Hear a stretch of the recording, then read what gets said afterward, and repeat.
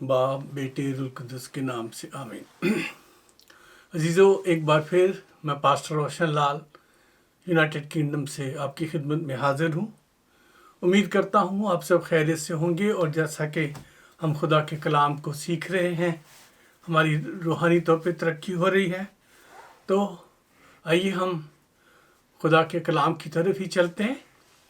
तो अपने आप को खुदा के हवाले करें, अपने कानों को, मैं अपने होंठों को और अपनी सोचों को खुदा के हवाले करता हूँ, ताकि खुदा के इस कलाम को हम ना सिर्फ सीख सकें बल्कि इस पर अमल करने वाले भी बने। आइए हम अपने सरों को झुकाएं। कुदूस कुदूस जिंदा आसमानी बाप, तेरा शुक्र अदा करता हूँ तेरी भलाइयों के लिए, मेहरबानी कर, तेरे प्यार के लिए। तू भला, तेरी शफकत अब्दी, तेरी वफादारियों के लिए तेरा शुक्र हो। इस वक्त खुदावन मैं तेरी हुजूरी में झुक के तेरे नाम को मुबारक कहता हूँ, तेरे नाम को ऊंचा करता हूँ, क्योंकि तू भला है। तेरी शफकत अब्दी, तेरी वफादारियों के लिए तेरा शुक्र हो। खुदावन तेरा शुक्र हो कि तू इस तसल्ली के कलाम के ज़रिए से हमें रोज़ बरोज़ की ज़िंदगी में रूहानी तरक्की का सबब बन रहा है। और ये कलाम हमारे लिए खुदावंद ऐसी है जैसे तेरे कलाम में सीखते हैं कि हमारे कदमों के लिए चिराग और हमारी राह के लिए रोशनी है। सो खुदा तेरा शुक्र हो इस कलाम के लिए और रसूलों के उन तमाम कामों के लिए जो इसमें दर्ज हैं, जिसके सबब से हम आज तेरे बेटे के नक्शे कदम पर चल सकते हैं। आप पाक रूह मेरे होंठों को पाक कर, मेरी सोचों को पाक कर, ताकि खुदा मैं तेरी कलाम के मुताबिक बात कर सकूं। और खुदावन जितने भी लोग देख रहे हैं, सुन रहे हैं, उनके सब के कानों को मसा कर, ताकि खुदावन वो उसे सुन कर अपने दिल में, अपने जहन में सोच कर अच्छी जगह दें, ताकि खुदावन वो ज़िंदगी में तुझ यस्सु में तरक्की करें और अपनी ज़िंदगियों को तेरी मर्ज़ी के मुताबिक चला सकें। सब कुछ तेरे मीठे जलाली सुंदर नाम से मांगते और पा लेते हैं, आमीन आमीन। सो अजीज़ों, जैसा कि हम अमाल की किताब की स्टडी कर रहे हैं, तो आज जो हम आगे बढ़ रहे हैं तो वो अमाल 12 बाब की तरफ हम जा रहे हैं। और इस स्टडी का जो क्या कहना चाहिए टाइटल है, उसे उसके लिए दुआया कलीसिया और खुदा का हाथ। जी हाँ, इस चैप्टर में हम ये दो बातें सीखने जा रहे हैं। तो मैं थोड़ा थोड़ा करके इसे पढ़ूंगा और साथ साथ हम इस पर गौर करेंगे। तो सबसे पहले अजीज़ों, इससे पहले कि हम इस खुदावंद के कलाम की बातों को लेकर आगे बढ़ें, मैं आपसे थोड़ी सी इस चैप्टर के हवाले से बैकग्राउंड में जाना चाहूँगा। जी हाँ, जो हम पहले पढ़ चुके हैं उसकी थोड़ी सी रिवीजन हो जाएगी इसमें हमारी। तो इस 12 बाब में दो अहम वाक़यात हैं जिस पर आज हम गौर करने के लिए यहाँ जमा हैं। पहला तो ये है कि कलीसिया पर एक और ईज़ा रसानी का दौर शुरू होता है और कलीसिया उस पर कैसे रद्द-ए-अमल करती है, और फिर खुदा का हाथ कलीसिया पर और उस हाकिम पर जो कलीसिया के खिलाफ हाथ उठाए हुए था कैसा रहा। इस पर आज हम गौर करने जा रहे हैं। वैसे तो हम सब जान गए होंगे कि इब्तिदाई कलीसिया जो है, क्योंकि हम जब से अमाल की किताब पढ़ रहे हैं उसमें हम देख रहे हैं कि इब्तिदाई कलीसिया हमेशा से शुरू से ही ईज़ा रसानी का शिकार रही। क्योंकि ये अमाल 12 बाब में हम पहुंच चुके हैं, तो इसमें हम ये एक ईज़ा रसानी और पढ़ने के लिए जा रहे हैं। ये उन ईज़ा रसानियों में से एक है जिसका तसलसल हम देखते हैं। यानी इसे बाइबल स्टडी करने वाले लोग, जो कलाम को जानने वाले लोग हैं, वो इसे चौथी ईज़ा रसानी का नाम देते हैं। जी हाँ, इसे चौथी ईज़ा रसानी का नाम देते हैं। अगर आप देखना चाहते हैं और सीखने के तलबगार हैं تو میں آپ کو بتائی دیتا ہوں۔ پہلی ایزا ثانی جو تھی وہ اس کا ذکر ہم اعمال 4 باب میں پہلی آیت سے ہم نے اس میں دیکھا، جس میں مقدس پطرس اور مقدس یوحنا رسول کو کاہن اور ہیکل کے سردار اور صدوقی پکڑ کر حوالات میں رکھتے ہیں۔ اور اس کے ساتھ جب آپ یہ دیکھتے ہو تو اس میں آپ سے میری درخواست ہے کہ اس کی 4 باب کی جو 23 سے لے کر 31 آیت کو ضرور پڑھیے گا، تاکہ آپ کو پہلی ایزا ثانی کے بارے میں کلیسیا کا رد عمل پتہ چل سکے۔ جی ہاں، 4 باب 23 سے 31 آیت۔ اور دوسری ایزا ثانی جو ہمیں نظر آتی ہے کلیسیا پر، وہ ہے اعمال 5 باب اور اس کی 17 آیت سے، اور اس میں بھی سردار کاہن اور صدوقی رسولوں کو پکڑ کر حوالات میں ڈال دیتے ہیں۔ جی ہاں عزیزو، وہاں بھی ہمیں کچھ بہت اچھی چیز سیکھنے کو ملتی ہے، اور وہ ہے اعمال 5 باب اور اس کی 40 سے 42 آیت۔ ضرور آپ اسے پڑھیے گا۔ ان حوالوں کو نوٹ کیجئے، کیونکہ ان سے آپ کو تقویت اور برکت ملنے جائے گی، کیونکہ میں بار بار انہیں پیچھے نہیں جا سکتا، پھر اگلی سٹڈی میں وقت جو ہے کم رہ جاتا ہے، اس لیے میں آپ کو یہ حوالے دے رہا ہوں۔ تو پہلی ایزا ثانی کا جو نتیجہ آیا، جس کے مطابق جو کلیسیا کا رد عمل آیا، وہ تھا عزیزو اعمال کی کتاب 4 باب 23 سے 31 آیت۔ دوسری ایزا ثانی کا جو واقعہ ہے اس کے بعد جو کہ ہم نے دیکھا، وہ اعمال 5 باب اور 17 آیت سے ہے، اور اس میں سردار کاہن اور صدوقی رسولوں کو پکڑ کے حوالات میں ڈالتے، اور اس کا رد عمل کیا آیا وہ ہم دیکھتے ہیں 5 باب کی 40 سے 42 آیت تک۔ اور تیسری ایزا ثانی جو ہوئی وہ ہم اعمال 6 باب سے لے کر 8 باب تک ہم اس کو دیکھتے ہیں۔ تو 6 باب کی 8 آیت سے لے کر اور آگے جو ہے اس ایزا ثانی کا ذکر ہم اس میں پڑھتے ہیں۔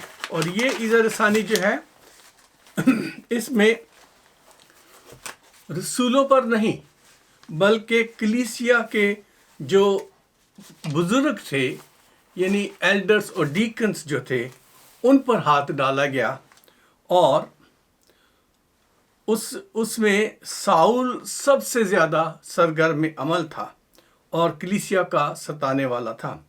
جی ہاں، اس میں بھی ہم کلیسیا کا رد عمل جو دیکھتے ہیں، وہ اعمال 8 باب میں 4 سے 40 آیت تک ہم دیکھتے ہیں۔ تو اس میں ہمیں کلیسیا کا رد عمل اور اس کا نتیجہ جو ہے ہمیں نظر آتا ہے۔ آج جو ہم سیکھنے جا رہے ہیں یہ چوتھی ایزا ثانی کا عمل ہے، جب جو کہ ہیرودیس بادشاہ نے اسے شروع کیا۔ جی ہاں عزیزو، پہلی اور دوسری آیت اس طرح سے ہے، 12 باب۔ جی ہاں، اپنی اعمال کی کتاب کو اپنے ساتھ رکھیں اور اسے لکھتے جائیں۔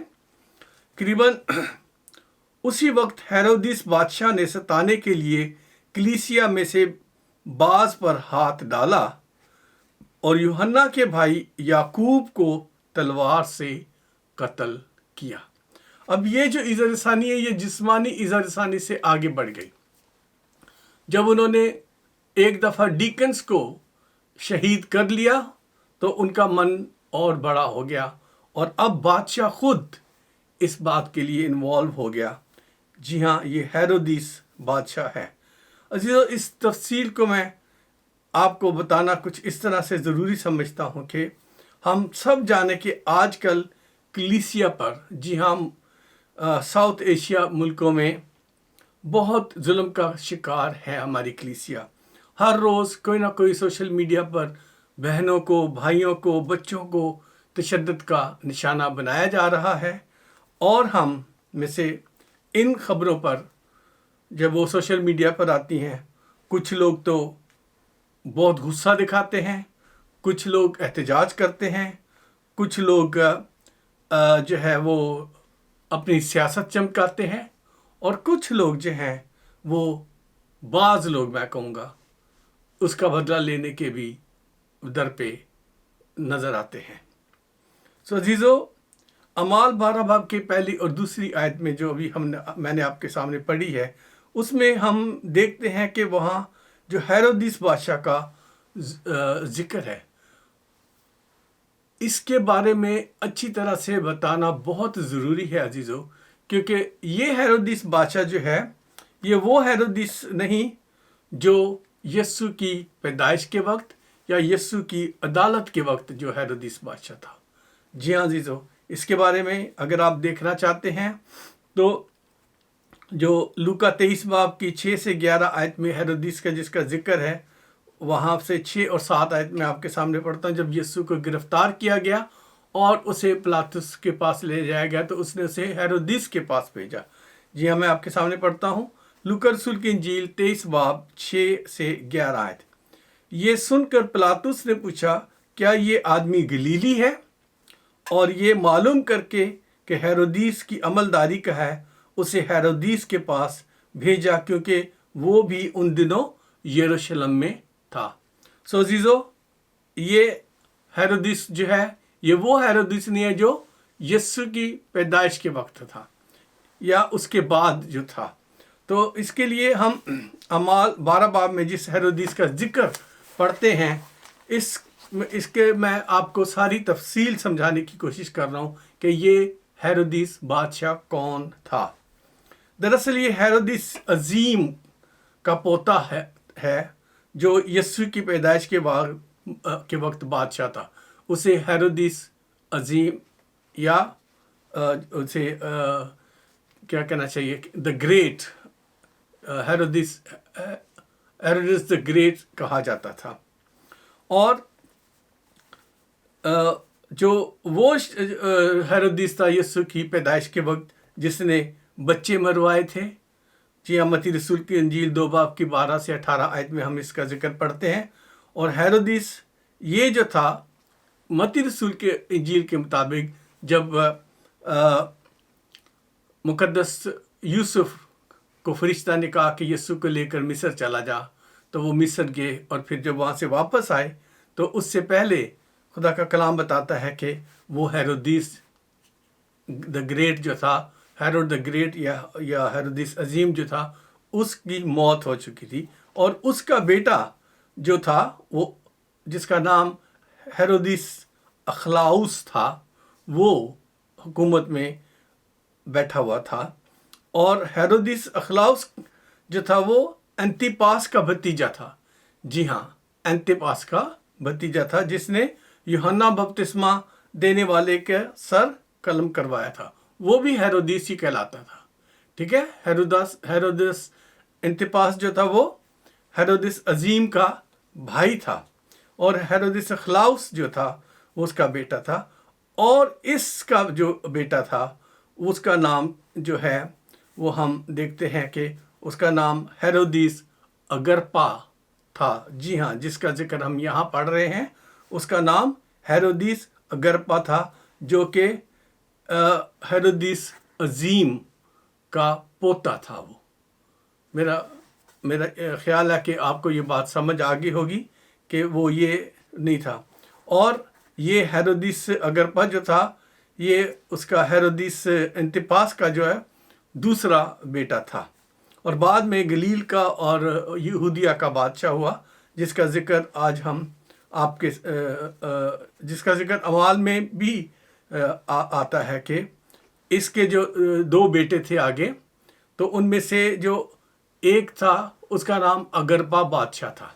جی ہاں، اگرپا بادشاہ جو تھا وہ بھی ہیرودیس ہی کا بیٹا تھا. تو وہ اس کا ذکر ہم 26 باب میں دیکھتے ہیں، جہاں پولس رسول جو ہے وہ اپنی تعلیم اس کے سامنے بیان کرتا ہے. تو یہ ہیرودیس کے نام کے جو بادشاہ ہوئے ان کا ذکر کرنا ضروری تھا، تاکہ آپ لوگوں کو پتہ ہو کہ یہ ہیرودیس کون سا ہے. یہ ہیرودیس جو ہے یہ ہیرودیس عظیم کا پوتا ہے. ٹھیک ہے، یہ وہ ہیرودیس نہیں ہے جو یسوع کی پیدائش کے وقت تھا. وہ مر گیا تھا، اور اس کا جو بیٹا تھا پھر وہ اور اس کا بھائی، انہوں نے 2 الگ الگ جگہ پر حکومت کی. اور پھر ان دونوں میں سے جو ہیرودیس انتپاس تھا اس کا بھتیجا تھا یہ، اور اس کا نام جو تھا ہیرودیس اگرپا تھا۔ تو عزیزو آئیے ہم آگے بڑھتے ہیں۔ تو اس ہیرودیس نے کلیسیا کو ستانے کے لیے کلیسیا پر ہاتھ ڈالا، مگر اس نے سیدھا رسولوں کو قتل کرنے کی ٹھانی۔ جی ہاں عزیزو، جب اس نے دیکھا کہ یہودیوں نے جو کلیسیا کے بزرگ تھے ان کو مارا اور اس سے بہت زیادہ یہودیوں میں گرم جوشی آ گئی، تو ان کو خوش کرنے کے لیے اس نے سب سے پہلے جو ہے وہ یہ جو تھا مقدس یعقوب اس کو گرفتار کیا اور اسے تلوار سے قتل کیا۔ عزیزو، دیکھنے میں تو یہ بہت دکھ کی بات لگتی ہے کہ ابتدا میں ہی کلیسیا میں سے جو جسے ہم دیکھتے ہیں کہ ایک رسول جو ہے وہ شہید کر دیا گیا۔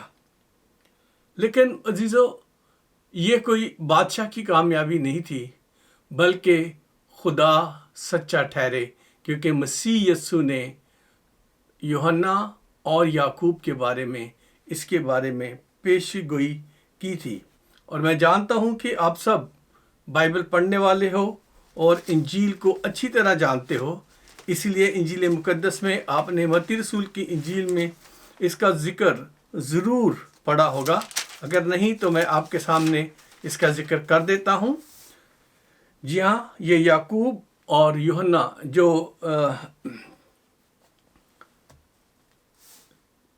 زبدی کے بیٹے تھے، ان کے بارے میں میں بتاتا ہوں آپ کو۔ جی ہاں، متی رسول کی انجیل اور اس کا 20 باب اور اس کی 20 آیت سے لے کے 23 آیت تک اس کا ذکر ہے۔ خداوند یسوع کی وہ پیشن گوئی کیا تھی۔ اس وقت زبدی کے بیٹوں کی ماں نے اپنے بیٹوں کے ساتھ اس کے سامنے آ کر سجدہ کیا اور اس سے کچھ عرض کرنے لگی۔ اس نے اس سے کہا کہ تو کیا چاہتی ہے؟ یسوع نے اس سے پوچھا تو کیا چاہتی ہے؟ اس نے اس سے کہا، فرما کہ میرے دونوں بیٹے تیری بادشاہی میں تیری دہنی اور تیری بائیں طرف بیٹھے۔ جو زبدی کے بیٹے یعقوب اور یوحنا کی ماں تھی، اس کی یہ خواہش تھی کہ جب خداوند یسوع اپنی بادشاہی میں آئے تو اس کے ایک دائیں اور ایک بائیں یہ جو بیٹے ہیں وہ بیٹھے۔ مگر کیا ہوا؟ خداوند یسوع نے جو ہے اسے فرمایا، آگے اگلی آیت میں ہم دیکھتے ہیں، اس نے اس سے فرمایا کہ یہ میرے دونوں بیٹے، فرما کہ میرے یہ دونوں بیٹے تیری بادشاہی میں تیری دہنی اور بائیں طرف بیٹھے۔ یسوع نے جواب میں کہا، تم نہیں جانتے کہ کیا مانگتے ہو۔ جو پیالہ میں پینے کو ہوں کیا تم پی سکتے ہو؟ انہوں نے کہا، پی سکتے ہیں، یعنی یعقوب اور یوحنا نے کہا کہ ہاں ہم پی سکتے ہیں۔ اس نے ان سے کہا، یعنی یسوع نے ان سے کہا، میرا پیالہ تو پیو گے، لیکن اپنے دہنے یا بائیں کسی کو بٹھانا میرا کام نہیں، مگر جن کے لیے میرے باپ کی طرف سے تیار کیا گیا انہی کے لیے ہے۔ سو عزیزو، یہ میرے یسوع کے منہ کے الفاظ تھے، اور ہم جانتے ہیں کہ خداوند یسوع نے فرمایا تھا کہ آسمان اور زمین ٹل جائیں گے لیکن میرے منہ کی باتیں ہرگز نہ ٹلیں گی۔ اس لیے خداوند یسوع کا فرمایا ہوا کیسے ٹل سکتا تھا؟ تو وہی پیالہ، یعنی شہادت کا پیالہ، جیسے مسیح یسوع کو انہوں نے صلیب دے کر قتل کیا تھا اور اس سے مارا تھا، یہ پیالہ جو ہے رسولوں میں سے سب سے پہلا یہ پیالہ پینے والا جو تھا وہ یعقوب تھا۔ اسے تلوار سے قتل کیا گیا، کیونکہ خداوند یسوع کے الفاظ تھے کہ میرا پیالہ تو پیو گے، یعنی میرے نام سے تمہیں شہید کیا جائے گا۔ اور مقدس یعقوب رسول جو ہیں وہ اس میں پہلا شکار ہوئے۔ جی ہاں، ہم اسے دیکھ سکتے ہیں، اعمال 12 باب 3 آیت سے میں پڑھتا ہوں 5 آیت تک۔ تو یہاں لکھا ہے، جب یہ دیکھا کہ یہ بات یہودیوں کو پسند آئی، پہلی آیت سے تیسری آیت تک میں پڑھتا ہوں۔ قریباً اسی وقت ہیرودیس بادشاہ نے ستانے کے لیے کلیسیا میں سے بعض پر ہاتھ ڈالا اور یوحنا کے بھائی یعقوب کو تلوار سے قتل کیا. یہ ہے اس کی شہادت. اور پھر جب یہ دیکھا کہ یہ بات یہودیوں کو پسند آئی تو پطرس کو بھی گرفتار کر لیا. اور یہ عید فطیر کے دن تھے اور اس کو پکڑ کر قید کیا اور نگہبانی کے لیے 4 سپاہیوں کے 4 پہروں میں رکھا، اس ارادے سے کہ فسح کے بعد اس کو لوگوں کے سامنے پیش کرے. عزیزو، ہم یہاں دیکھتے ہیں کہ یہاں پہ ہمیں نظر آتا ہے کہ ہیرودیس نے جب یعقوب کو قتل کیا، مقدس یعقوب کو، تو اس رسول کے قتل ہونے پر یہودی بہت خوشی کا جشن منا رہے تھے. تو اس نے سوچا کہ اب کیوں نہ ان رسولوں کا جو لیڈر ہے اسے گرفتار کر لیا جائے تاکہ اور زیادہ میں یہودیوں کو خوش کر سکوں. اور کیا کیا کہ اسے قید کیا اور نگہبانی کے لیے 4 سپاہیوں کے 4 پہروں میں رکھا. جی ہاں عزیزو، 4 سپاہیوں کے 4 پہروں میں، یعنی کہ 16 سپاہی ایک وقت میں اس پر ڈیوٹی دیتے تھے. تو عزیزو 4 جگہ پر سپاہی تھے باہر آنے تک. تو کیا ہوا اس وقت؟ ایکسکیوز می، ہم دیکھتے ہیں کہ اس کا پروگرام تو یہ تھا کہ عید کے بعد اسے لوگوں کے سامنے حاضر کرے. مگر خدا کے لوگوں کا رویہ کیا تھا؟ 5ویں آیت، 12 باب 5 آیت. پس قید خانے میں تو پطرس کی نگہبانی ہو رہی تھی، لیکن مگر کلیسیا اس کے لیے بدل و جان خدا سے دعا کر رہی تھی. بدل و جان خدا سے کیا کر رہی تھی؟ دعا کر رہی تھی. عزیزو، جب میں یہ پڑھ رہا تھا تو میرا دل ایک دم سے پریشان ہوا اور دکھی ہوا، اور مجھے کچھ باتیں یاد آئیں اپنے کلیسیائی رویے کے بارے میں. جی ہاں عزیزو، جب کرسمس یا ایسٹر کا موسم آتا ہے، یعنی روزوں کے آخری ایام جب ہوتے ہیں، 4 ہفتے جو ہوتے ہیں، اور اس سے پہلے جو ہے مسیح یسوع کے پیدائش سے پہلے جو ایڈونٹ ویکس ہوتے ہیں، ہم اتنے مصروف ہو جاتے ہیں کہ ہم جو خدا کے خادم ہیں ان کو بھی ایک دوسرے کا پتہ نہیں ہوتا. ہم بہت کم ہے ایک دوسرے کے لیے دعا کرتے ہوں، ہم بہت کم ہے جو ایک دوسرے کو کال کر کے اس کا حال چال پوچھتے ہوں، اور بہت دفعہ اکثر پتہ چلتا ہے کہ ان ایام میں کیا کیا ہو گیا. میں اب اپنے حالات بتا سکتا ہوں کہ ان ایام میں، جیسے کرسمس کے سیزن میں، میرے گھرانے میں سے 2-3 لوگ بلکہ خداوند میں سو گئے. اور جو میرے عزیز تھے جن کو میں نے ٹیکسٹ میسیجز کیے تھے اور جنہوں نے انہیں پڑھا تھا اور ان کے لیے دعا کرتے تھے، انہوں نے تو میرے ساتھ تعزیت کی، دعا بھی کی. لیکن دوسرے بھائی جو تھے جنہوں نے عام میسیجز سمجھ کر ان کو اگنور کر دیا تھا، وہ مجھے ویسے ہی ٹریٹ کر رہے تھے، ویسے ہی بات چیت کر رہے تھے جیسے کہ کوئی نارمل حالات ہوں، اور اپنے مصروفیات کے بارے میں بتا رہے تھے. عزیزو، یہ کتنے دکھ کی بات ہے کہ ہم کلیسیا میں جب عید آتی ہے تو ہم سب اس عید کی خوشیوں میں اتنا مگن ہو جاتے ہیں کہ جو کلیسیا پر ظلم ہو رہا ہے، جو ایذا رسانی ہو رہی ہے، جس میں اپنے مسیحی بہن بھائی جیل میں ہیں، قید میں ہیں، جن کے بچے بھوکے ہیں، جن کے گھرانوں کو کوئی سپورٹ نہیں ہے، ہم ان سب کو اگنور کر دیتے ہیں اور اپنی خوشیوں میں مصروف ہو جاتے ہیں. لیکن اس ابتدائی کلیسیا کا رویہ دیکھیے. لکھا ہے، یہ آپ کے اور میرے لیے لکھا ہے کہ پطرس کی تو نگرانی ہو رہی تھی، مگر کلیسیا اس کے لیے بدل و جان خدا سے دعا کر رہی تھی. بدل و جان، دل سے اور جان سے خدا کے حضور وہ گڑ گڑا رہے تھے. عزیزو، کلیسیا عید منانے میں مصروف نہیں تھی. ان کا فوکس جو تھا اس خدا کے خادم پر تھا، اس رسول پر تھا جسے خدا نے چنا تھا اور بھیڑوں کی رکھوالی کے لیے مقرر کر کے گیا تھا. ان کا فوکس وہ تھا کہ اس کے لیے وہ کیا کرنے جا رہے ہیں اور کیا ہو سکتا ہے اور خدا کیسے اسے بچا سکتا ہے، کیونکہ جب یعقوب کو گرفتار کیا تو کوئی موقع نہیں تھا، ایک دم سے اسے گرفتار کیا اور قتل کر دیا تھا۔ عزیزو،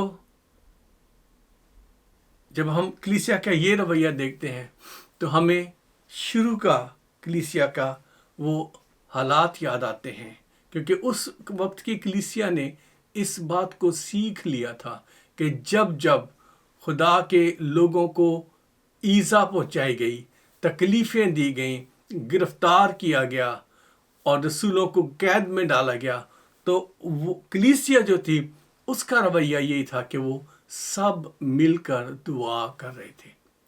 ہمیں کہیں وہ احتجاج کرتے ہوئے نظر نہیں آ رہے، کہیں وہ حکومت کے خلاف باہر نکل کے شور مچاتے ہوئے نظر نہیں آ رہے، کہیں ہمیں وہ جو دنیاوی سیاستدان اس وقت پاور والے لوگ تھے ان کو ستاتے ہوئے نظر نہیں آ رہے، کیونکہ ان کا فوکس انسانوں پر نہیں، ان کا فوکس خدا پہ تھا۔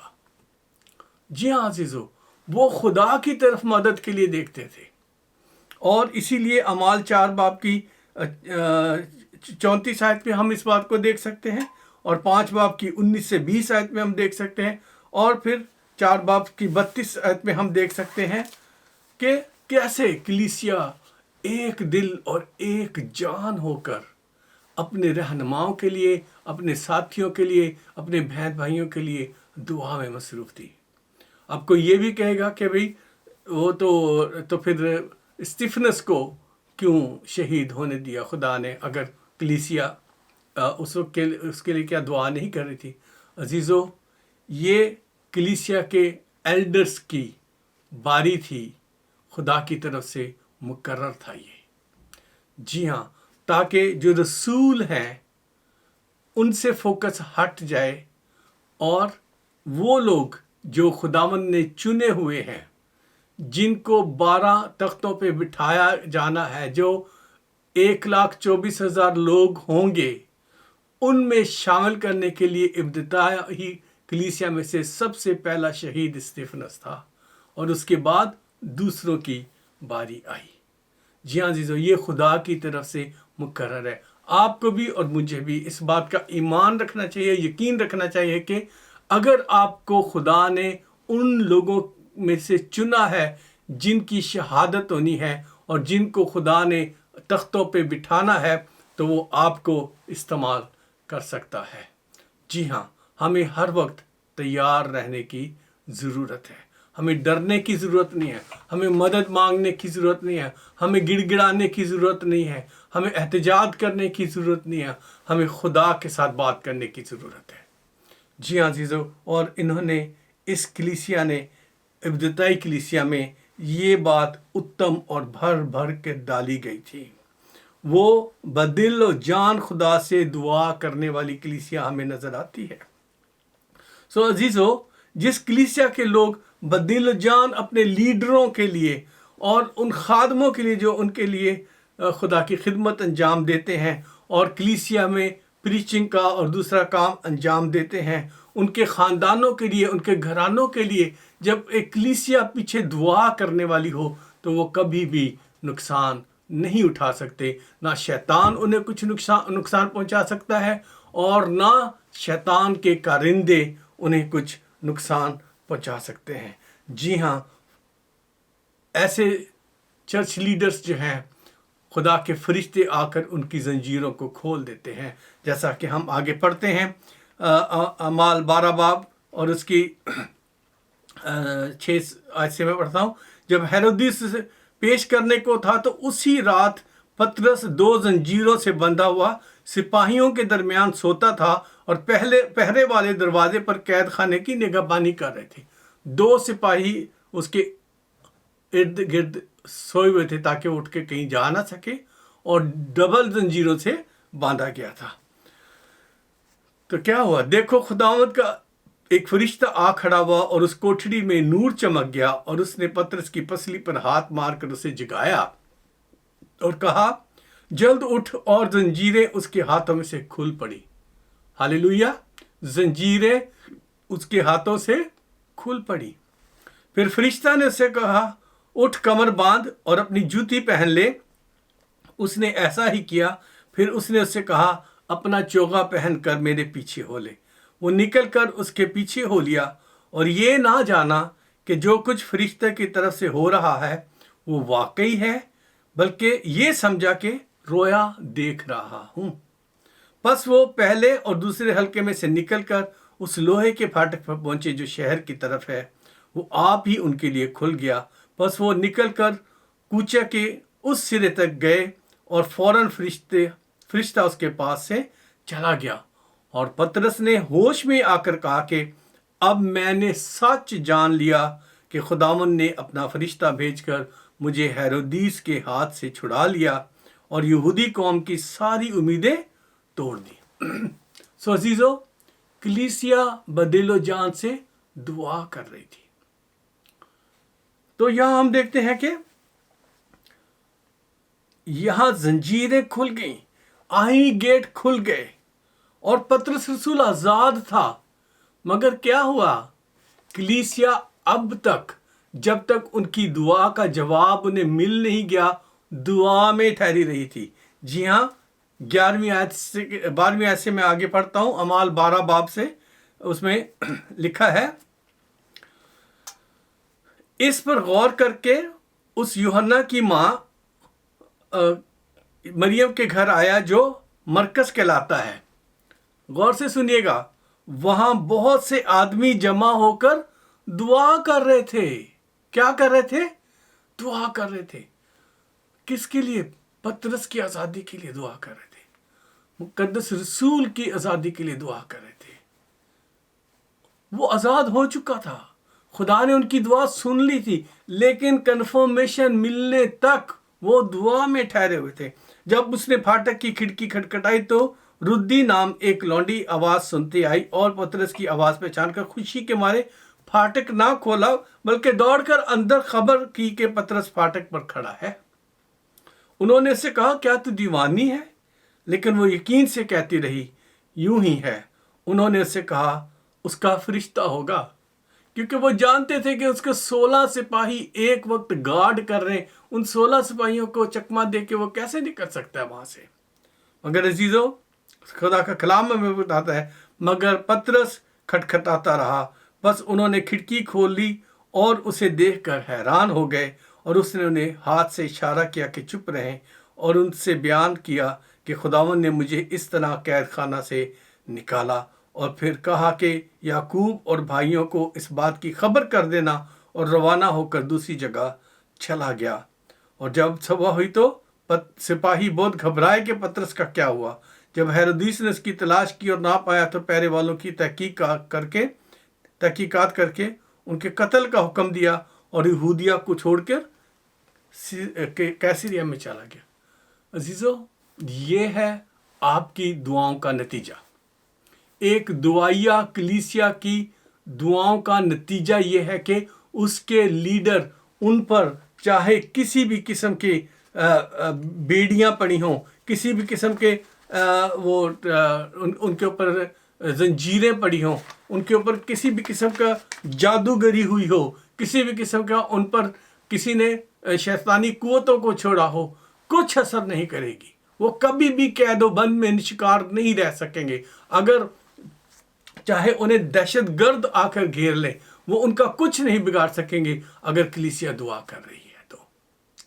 جی ہاں عزیزو، میں آپ سے یہ بات اس لیے بار بار کہہ رہا ہوں کہ آج کل ہم پاکستان میں اور بھارت میں بلکہ سارے ساؤتھ ایشیا میں دیکھ رہے ہیں کہ مسیحیوں پر جسمانی طور پر بہت تشدد جاری ہے، اور ہم خدا کی طرف دیکھنے کی بجائے سیاست دانوں کی طرف دیکھ رہے ہیں۔ ہم خدا کی طرف دیکھنے کی بجائے فوج کی طرف دیکھ رہے ہیں۔ ہم خدا کی طرف دیکھنے کی بجائے یونائٹڈ نیشن کی طرف دیکھ رہے ہیں۔ کیوں؟ کیا خدا اتنا چھوٹا ہو گیا کہ وہ آپ کی اور آپ کے لوگوں کی حفاظت نہ کر سکے؟ خدا کا کلام ہمیں بتاتا ہے کلیسیا ایک دل اور ایک جان ہو کر ان کے لیے کیا کر رہی تھی؟ دعا کر رہی تھی۔ تو عزیزو، جس کلیسیا کے میں لوگ ایسے ہوں، दुआया लोग हों, खुदा के हजूर ठहरने वाले लोग हों, वो कभी भी नुकसान में नहीं रहते। वो लीडर कभी भी नुकसान में नहीं रहते। वो लीडर कभी भी पीछे नहीं हट सकते अपने इरादे से। अजीजों, आज मैं उन तमाम लोगों को जो आज का कलाम देख रहे हैं, पढ़ रहे हैं और सीख रहे हैं, उन्हें ईज़ा रसानी के मुकाबले में आपकी कलीसिया का रवैया दिखाना चाहता हूँ। जी हाँ अजीजों, आपकी कलीसिया का रवैया क्या है? आपकी कलीसिया का रवैया क्या है? कराची में जो बहन के साथ जुल्म हुआ, वहाँ कलीसियाओं का रवैया क्या है? लाहौर में, गुजरांवाला में और दूसरे इलाकों में जो मसीह बच्चियों के साथ, बेटों के साथ, नौजवानों के साथ हो रहा है, आपकी कलीसिया का क्या रवैया है? कितने लोग हैं जो उनके लिए घुटने होकर दुआ कर रहे हैं? जी हाँ अजीजों, मुकद्दस पतरस तो एक घर अपनी तरफ से सोच कर गया कि मैं यूहन्ना की मां मरियम के घर जाता हूँ, जो मरकज कहलाता है। वो रसूलों के उस गिरोह की तरफ नहीं गए जहाँ सब रसूल मिल के रहते थे। वो उधर गए जो एक आम घर था, और उस घर में भी क्या लिखा हुआ है कि बहुत से आदमी जमा होकर क्या कर रहे थे? दुआ कर रहे थे।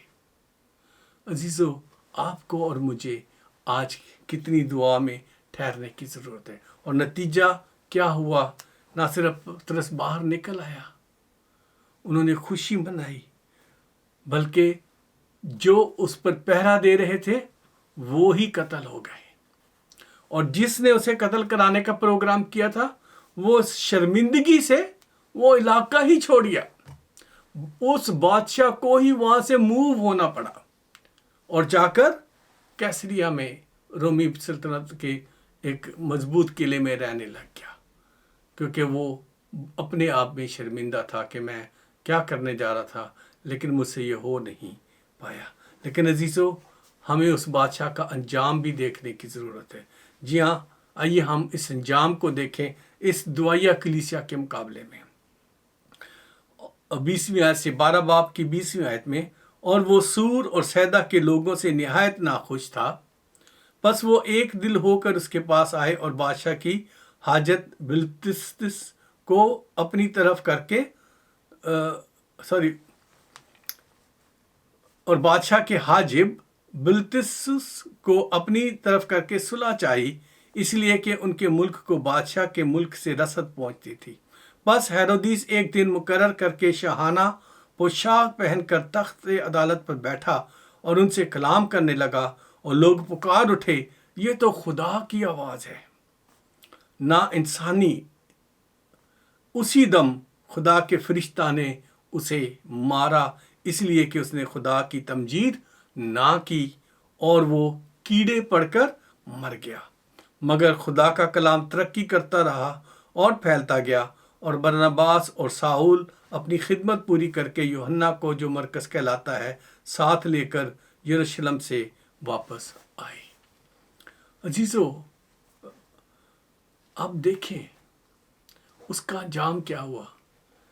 उसे ना सिर्फ शर्मिंदगी से ये यहूदिया को छोड़ना पड़ा, बल्कि सिजीरिया में भी, जब वो बहुत अपने आप को प्राइड फील कर रहा था कि उसकी आवाज़ को लोगों ने खुश करने के लिए खुदा की आवाज़ करार दिया, तो कीड़े पर के मर गया वो। अजीजों, आपकी दुआ में बहुत ताकत है। आप सियासतदानों की तरफ ना देखें। हर आने वाला सियासतदान, चाहे वो मसीही है चाहे वो गैर मसीही है, जब गवर्नमेंट में आ जाते हैं तो वो उनकी आंखें बंद हो जाती हैं, अंधे हो जाते हैं, क्योंकि उन पर बड़े बड़े जो वो है क्या कहना चाहिए, उन्हें नवाजा जाता है, इतना नवाजा जाता है कि उनकी आंखें अंधी हो जाती हैं और वो गवर्नमेंट की तारीफ के सिवा कुछ नहीं करते। जी हाँ अजीजों, यही हाल है। शहबाज भट्टी शहीद के बाद कोई हमें ऐसा लीडर नज़र नहीं आता जो कलीसिया के लिए डिज़ाइन कर दे कि मेरी कलीसिया पर जुल्म हो रहा है, मैं ये नहीं देख सकता, या उनके लिए खड़ा हो जाए हुकूमत के सामने कि मेरी कलीसिया के साथ ये जुल्म हो रहा है, मैं ये नहीं देख सकता या देख सकती। عزیزو، ہم دیکھ رہے ہیں پچھلے کئی سالوں سے، میں اپنے بچپن سے دیکھ رہا ہوں، جو حکومت میں آ جاتا ہے مسیحی لیڈر، وہ اسی کی زبان بولتا رہتا ہے۔ جی ہاں عزیزو، آپ اور میں یسوع کے ماننے والے ہیں۔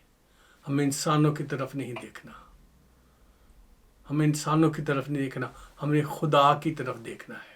وہ قادر مطلق ہے، وہ دعاؤں کا سننے والا ہے، وہ دنیا کو کنٹرول کرتا ہے۔ خدا یسوع نے فرمایا تھا، آسمان اور زمین کا کل اختیار مجھے دیا گیا ہے۔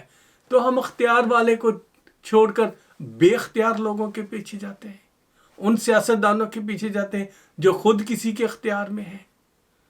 عزیزو، اپنے آپ کو پہچانے، ایک ایسی کلیسیا بنے جو دل و جان ایک جان ہو کر دعا کرے اور اس کے نتیجے پورا ہونے تک مسلسل دعا میں ٹھہرے رہیں، اور آپ دیکھیں گے کہ چند دنوں میں آپ کے سارا جو آپ پر ظلم ہے وہ ختم ہو سکتا ہے۔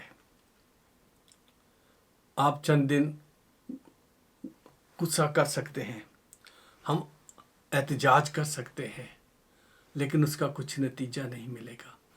خدا کے حضور جھکنے کا یقیناً نتیجہ ملے گا۔ آج رات آپ اپنے گھر میں اس آیت کو لکھ کے اپنے بستر کے پاس لگانا، تاکہ آپ کی نگاہ اس پہ پڑی رہے، تاکہ آپ اس پر غور کرتے سو جائیں۔ بس قید خانہ میں تو پطرس کی نگہبانی ہو رہی تھی، مگر کلیسیا بدل و جان خدا سے دعا کر رہی تھی۔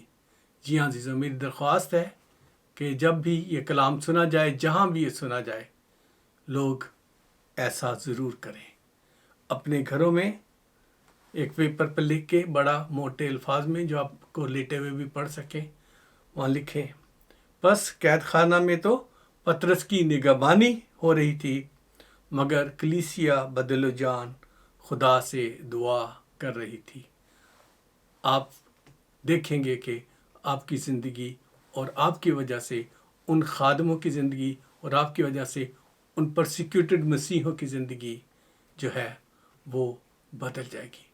آج میں اس کلام کے آخر میں شکر گزاری کرنا چاہتا ہوں برنباس ٹرسٹ کا، جو دل و جان سے پوری دنیا میں جو ستائی ہوئی کلیسیاں ہیں ان کے لیے کام کر رہی ہیں، اور کرسچن کنسرن والوں کا میں شکر گزار ہوں جو پوری دنیا میں مسیحوں کے لیے جو ستائے جاتے ہیں کام کر رہی ہیں، اور ایسی ہی اور جتنی بھی آرگنائزیشنز ہیں جو پریکٹیکلی ان کے لیے کچھ کر رہے ہیں۔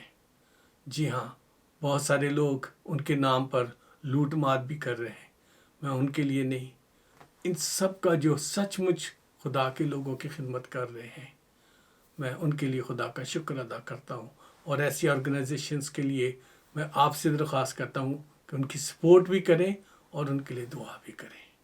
عزیزو، کیونکہ کلیسیا جو تھی وہ ایک دل اور ایک جان تھی، اور انہوں نے اس ابتدائی کلیسیا نے اپنی چیزوں کو اپنا کبھی بھی نہیں سمجھا تھا۔ جی ہاں، آخر میں یہ پڑھتا ہوں، اعمال کی کتاب 5 باب اور اس کی 32 آیت، اسے ہمیشہ یاد رکھیں۔ اور ایمانداروں کی جماعت ایک دل اور ایک جان تھی، اور کسی نے بھی اپنے مال کو اپنا نہ کہا، بلکہ ان کی سب چیزیں مشترک تھیں۔ عزیزو، جب آپ کے بہن بھائی قید خانے میں ہیں، جب انہیں وکیل کی ضرورت ہے، جب انہیں قانونی سپورٹ کی ضرورت ہے، دعاؤں کے ساتھ ساتھ ان کے لیے مالی طور پر بھی ان کے ساتھ کھڑے ہوں، تاکہ ان کی پرسیکیوشن کم ہو سکے اور وہ جلد وہاں سے آزاد ہو سکے۔ آسیہ بی بی کی طرح سے وہ کئی سال تک جیل میں نہ سڑتے رہیں۔ جی ہاں عزیزو، پیسے تو بہت لوگوں نے اکٹھے کیے، لیکن اس پر بہت کم خرچ ہوا۔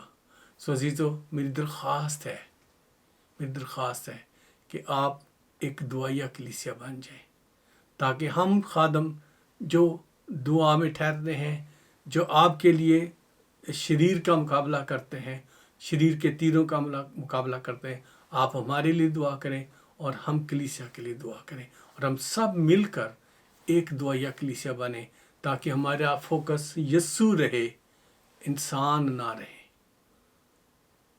خداوند کا شکر ہو آج کے اس کلام کے لیے، اور امید کرتا ہوں کہ اگلے جو میرے اسباق ہیں ان میں آپ ضرور خدا کے کلام کو اسی طرح سے سیکھتے رہیں گے۔ اور اب آگے جو ہے، کیونکہ پولس رسول کے سفر کا ذکر ہے، اس لیے میں اسے کچھ اسکپ کروں گا، کیونکہ میں اس کے لیے ایک الگ سیریز کرنے جاؤں گا جو کہ پولس رسول کے جو تبلیغی سفر کے بارے میں ہوگی، تو اس میں اس کا ذکر آنا ہے، اس لیے فی الحال میں ان میں سے اسکپ کروں گا، اور ہم کوشش کریں گے کہ جو خاص واقعات ہیں جس میں ہماری روحانی ترقی ہو سکے، اس سے آگے ہم 12ویں چیپٹر سے 13ویں چیپٹر سے آگے 26ویں 27ویں 28ویں تک جو ہے وہ ہم اس کو اس طرح سے دیکھتے چلے جائیں گے کہ کیسے ہم ایک دوسرے کے لیے برکت کا باعث اعمال کی کتاب سے سیکھ کر بن سکتے ہیں۔ آئیے ہم اپنے سروں کو جھکائیں۔ خدا تیرا شکر کرتا ہوں تیری کلیسیا کے لیے جس تک یہ سارا کلام پہنچا ہے، اور جو لوگ خدا تیرے لیے کام کر رہے ہیں ان سب کے لیے تیرا شکر ہو، جو لوگ تیرے لیے تکلیفیں اٹھا رہے ہیں ان کے لیے تیرا شکر ہو، جو تیرے نام سے شہید ہو رہے ہیں ان کے لیے تیرا شکر ہو خدا، اور ان کی شہادت کو خدا تو رائے گا نہیں جانے دے گا، مگر خدا تو ایسا ممکن کر کہ ہم سب مل کر ایک دعائیہ کلیسیا بن سکیں۔ ہاں خدا ہم سب مل کر ایک دعائیہ کلیسیا بن سکیں اور اپنے بہن بھائیوں کا درد اپنا درد سمجھیں اور اس میں حصہ لیں اور ان کے لیے تیرے حضور ٹھہرے رہیں۔ ہاں خدا آج بھی کہیں نہ کہیں کوئی نہ کوئی مسیح ستایا جا رہا ہوگا، ایذا رسانی کی وجہ سے جیل میں، پولیس اسٹیشن میں، یا ہو سکتا ہے قید میں، کہیں قید کوٹھری میں، کال کوٹھری میں پڑا ہو، لیکن خداوند تو اپنے بچوں کی دعا کو سن اور انہیں ایسے بیٹے بیٹیاں بنا جو ان کی آزادی کا سبب بنے، یسوع مسیح ناصری کے نام سے، آمین آمین۔ عزیزو، ایک بار پھر میں آپ سب کا شکر گزار ہوں کہ آپ نے اس کو جاری رکھا ہوا ہے، اور ہم نے پچھلے ہفتے آپ لوگوں کو ایک اسائنمنٹ دیا تھا، ان کے جوابات کا ہم انتظار کر رہے ہیں۔ تو جیسے ہی ہمیں جوابات ملیں گے، آپ لوگوں کے سرٹیفکیٹ جو ہیں اعمال کی کتاب میں پارٹیسپیٹ کرنے کے حوالے سے، جی ہاں، وہ کمیونٹی آف کرائسٹ چرچ کی طرف سے اور جو ہے جیزس کرائسٹ ورلڈ ٹیلی ویژن کی طرف سے آپ لوگوں کو ای میل کر دیے جائیں گے۔